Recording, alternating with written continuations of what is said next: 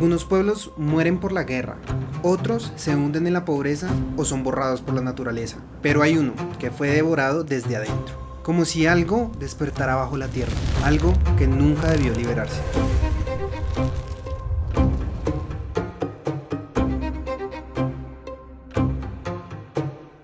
Centralia no fue destruida por un desastre natural, fue víctima de la negligencia humana y lo más inquietante es que este fuego podría seguir ardiendo durante siglos. Para entender qué ocurrió en Centralia hay que retroceder en el tiempo.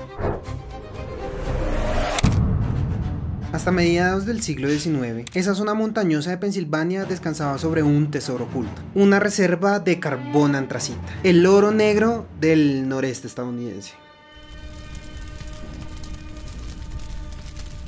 No es un carbón cualquiera, es uno de los carbones más densos, puros y energéticos de todo el planeta. En plena revolución industrial eso significaba riqueza y progreso, y esto decía que Centralia estaba destinada a crecer, y así fue. Brotes de casas con techos de hojalata, iglesias de ladrillo rojo, bares de madera con nombres irlandeses, escuelas donde resonaban las risas de los hijos de mineros, un pueblo sencillo de trabajadores incansables, donde todo se conocía por nombre y apellido. El carbón no solo alimentaba locomotoras y fábricas, también unía a toda una comunidad bajo un mismo propósito, pero lo que daba vida también comenzaba a atravesar sus cimientos. Durante décadas este carbón fue extraído sin pausa, la tierra fue perforada, vaciada, cruzada por una red de túneles extensos. Una ciudad bajo la misma ciudad, pero con el paso del tiempo muchas de estas minas fueron mal cerradas, abandonadas y olvidadas. Lo que una vez fue riqueza se transformó en una trampa. Un laberinto subterráneo lleno de aire, polvo, gas y carbón viejo esperando la chispa que lo encendería todo. Era 1962, que en Centralia era un año como cualquier otro. Las minas ya no eran activas como antes, pero la vida seguía su curso. Nadie imaginaba que un gesto rutinario, aparentemente inofensivo, estaba a punto de encender una catástrofe sin precedentes. Como parte de la limpieza del vertedero municipal, las autoridades decidieron prender fuego a la basura que estaba acumulada en ese lugar, tal cual lo habían hecho en otras ocasiones. Esto era una práctica común, casi automática, pero esa vez algo cambió. Ese vertedero, olvidado entre los bordes del pueblo, estaba construido justo encima de uno de los túneles de las minas, la cual se encontraba abandonada e inestable. Y lo más grave es que aún contenía vetas de antracita. Las llamas descendieron por una grieta. Lo que era una simple fisura en la tierra fue suficiente para que el fuego encontrara su camino hacia lo más profundo. Como si la tierra respirara el oxígeno, alimentó esas brasas. El carbón actuó como combustible y así inició un incendio que jamás se apagaría. Al principio nadie se alarmó, era apenas humo a lo lejos. También se sentía un calor extraño en algunas calles por donde se pasaba. Pero con el paso de los meses, todo comenzó a cambiar. El pavimento empezó a deformarse. Aparecieron grietas largas y profundas de donde salía humo espeso, con un olor metálico casi irrespirable, y el calor subterráneo era tan intenso que en algunas zonas el asfalto se derretía. Lo intentaron todo. Inundaron las minas, las llenaron de arena, abrieron zanjas de contención, sellaron las entradas con arcilla, pero nada de esto funcionó para apagar sus llamas. El fuego parecía tener inteligencia propia. Se movía como un animal ciego y hambriento por los túneles, buscando oxígeno, encontrando nuevas galerías, avanzando lentamente pero sin detenerse jamás. Lo que parecía un incendio accidental se transformó en una fuerza imposible de controlar. Pasaron casi 2 décadas desde que el fuego comenzó a arder. Muchos pensaban que era únicamente un problema técnico, o una molestia pero que estaba bajo control. Pero en 1979, la ilusión de todos estos ciudadanos se rompió. John Coddington, dueño de una gasolinería en el pueblo, revisó el termómetro del tanque subterráneo de combustible. El número marcaba 77 grados Celsius. Esto quería decir que había gasolina justo encima de un infierno subterráneo. Un pequeño error, una pequeña chispa y Centralia hubiese volado por los aires.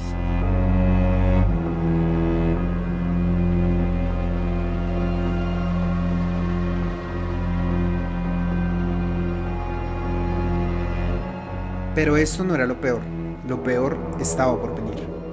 Llegó 1981 cuando Todd Domboski, un niño de tan solo 12 años, jugaba en el patio de su casa como cualquier otro día. Entonces, sin advertencia, el suelo se abrió bajo sus pies.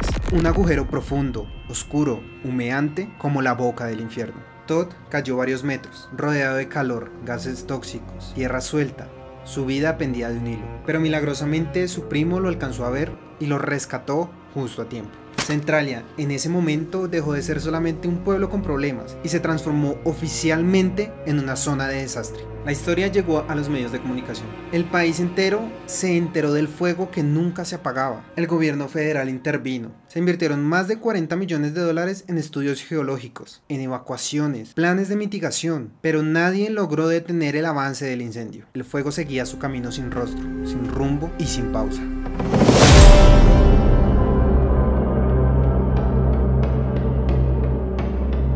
La gente empezó a irse del pueblo, unos por miedo, otros porque la gente ya no podía respirar, ya no se podía vivir, ya no era algo seguro quedarse en ese pueblo, y las casas se empezaron a demoler, una a una. Las calles, que antes eran bulliciosas por los niños jugando, ahora estaban siendo tragadas por la maleza. Los nombres en los buzones se borraron. El silencio tomó lugar de las campanas y las voces. De los más de 1000 habitantes que habían en este pueblo, quedaron solamente unos pocos, que en su mayoría eran ancianos. Querían resistir hasta donde no pudieran más, pues ellos se encontraban aferrados a sus recuerdos, a sus raíces. Para ellos, irse de ahí era rendirse ante el pueblo, era aceptar que Centralia ya no existiría. Así que algunos vivieron ahí hasta su último aliento, otros aún lo hacen bajo un acuerdo especial que tienen con el Estado. De hecho, lo más aterrador es que el fuego sigue aún vivo, y podría seguir así durante siglos, porque como les dije, lo que arde bajo Centralia no es un carbón común, es el carbón antracita, que es mucho más denso, su combustión es más lenta.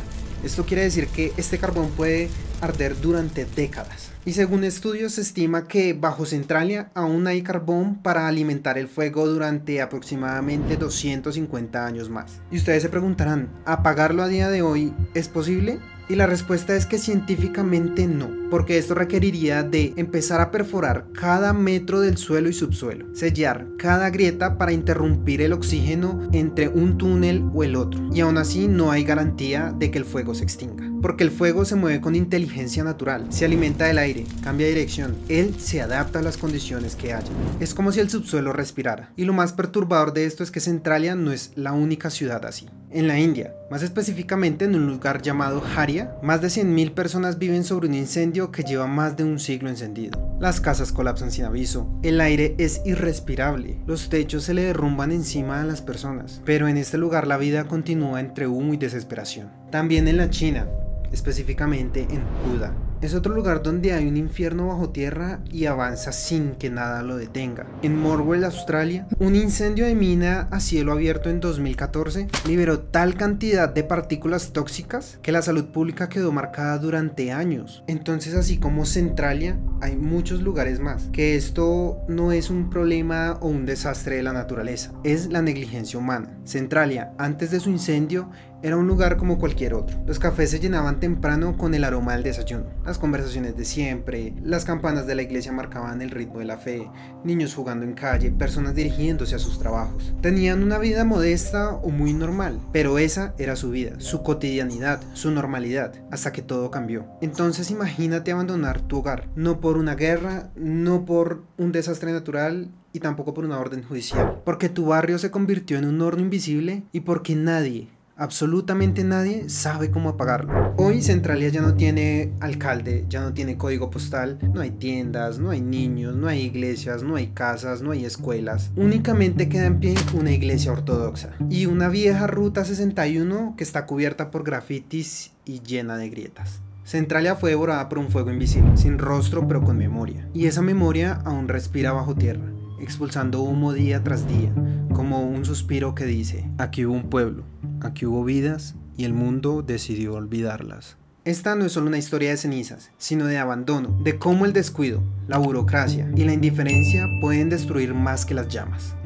Pero si cierras los ojos, tal vez aún escuches risas, campanas, pasos, porque aunque Centralia ya no exista como pueblo, su historia sigue viva, viva en libros, leyendas y en el humo que aún se escapa desde lo profundo.